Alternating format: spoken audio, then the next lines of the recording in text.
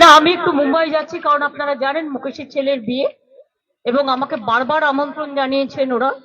যেহেতু বিশ্ব বাংলায় বারবার মুকেশজি আসেন বাংলার ডাকে, আমন্ত্রণে, তাই সবাই যাচ্ছে। বাট আমি হয়তো যেতে পারতাম না, কিন্তু এতবার করে আমন্ত্রণ জানিয়েছেন যে একেবারে ছেলে থেকে শুরু করে নেতাজি থেকে শুরু করে মুম্বাই মুকেশজি থেকে শুরু করে বারবার, সেই জন্যই আমি যাচ্ছি। আমি কালকে উদ্ধব ঠাকরের সাথে একটা অ্যাপয়েন্টমেন্ট করেছি, রাজনৈতিক কথা হবে, কারণ অনেকদিন দেখা হয়নি ইলেকশনের পর। এবং শারদজির বাড়িতেও যাব, শারদ পরের সাথেও আমি একটা অ্যাপয়েন্টমেন্ট করেছি, একটা 4টে আছে, একটা 5টা আছে। অখিলেশও কালকে গিয়ে পৌঁছবে, ওর সাথেও দেখা হলে হয়ে যেতে পারে, এখনো ঠিক হয়নি কখন কখন পৌঁছবে না পৌঁছবে। আমি কালকে তারপরে বিয়েতে অ্যাটেন্ড করে আমি পরশুদিন ফিরে চলে আসবো। এই পর্যন্ত। আমি আপনাদের একটা কথা বলি, কয়েকটা টিভি চ্যানেল খুব ভুলভাল উল্টোপাল্টা বিজেপির কথায় এম স্কোয়ার, অর্থাৎ ওদের একজন মালভিয়া আছে।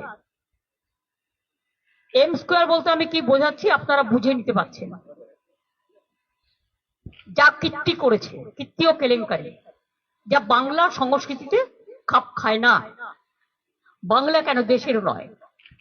2021 সালের একটা ঘটনা নিয়ে কোন একটা টিভি চ্যানেল, যদিও এটা মুকেশজির TV channel, I am sorry to say, এখানে আমি কোনো কম্প্রোমাইজ করি না।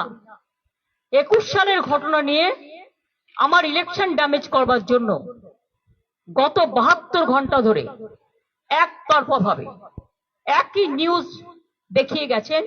অথচ সেই সময়টা অর্জুন সিং ওখানকার এমপি ছিলেন, এবং যারা করেছিল তারা কিন্তু অ্যারেস্ট হয়ে এখনো জেলে আছে। যেমন আমি আজকে একটা ঘটনা দেখলাম ভাইরাল করছে, রানীবাদে একজন মারা গেছে, সব মৃত্যুই দুর্ভাগ্যজনক। আমি খোঁজ নিয়েছি, নিয়ে জানতে পারলাম ওটা একটা ফ্যামিলি ম্যাটার, পার্সোনাল এনিমিটি। সেটাকেও ইট ইজ নাথিং পলিটিক্যাল, তাও পুলিশ যে অ্যাকশন নেয়, পুলিশ অ্যাকশন নেবে, এটা পুলিশের ডিউটি।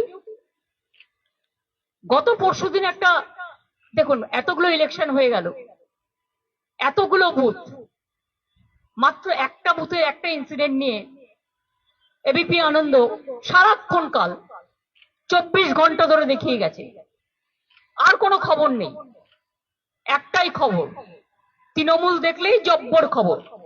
আর যে মানুষগুলো শান্তিপূর্ণভাবে ভোট দিল, একটা মানুষ ভুল করতে পারে, হাজারটা নয়, সেটাও মানুষ নয়। আমি বলবো যদি কেউ করে থাকে তার বিরুদ্ধে অ্যাকশন হবে।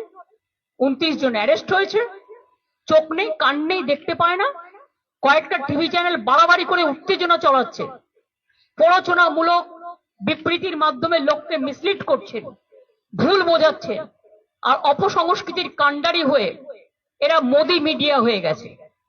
আমি আপনাদের বলবো, আপনাদের কিছু ক্রস চেক করার থাকলে, নবান্ন তো আমাদের সবাই থাকে, আমরাও থাকি, আপনারা ক্রস চেক করে নিন, পুলিশের কাছে ক্রস চেক করে নিন যে অ্যাকচুয়াল কি ঘটনা ঘটেছে। এমনকি পুলিশ যখন বলছে, ইনফরমেশন দিচ্ছে, তখনও সেটাকে আপনারা ক্যারি করছেন না, just one sided news carry হচ্ছে।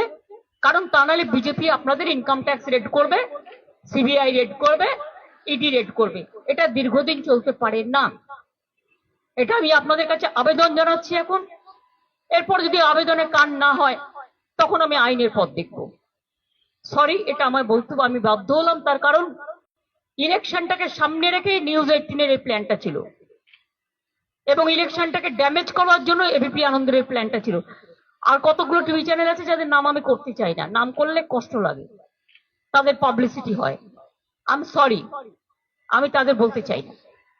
থ্যাংক ইউ, ভালো থাকবেন সকলে, আমার টাইম হয়ে গেছে, তাই আমি যাচ্ছি। সকলে সুস্থ থাকবেন, ভালো থাকবেন। আমি চাই উল্টোরথ এবং মহরম সবকিছু শান্তিপূর্ণভাবে হোক, যাতে কোনো অসুবিধে না হয়। এটা সব। আজকে আমি আর কোশ্চেনের উত্তর দিতে পারছি না, because I am late now.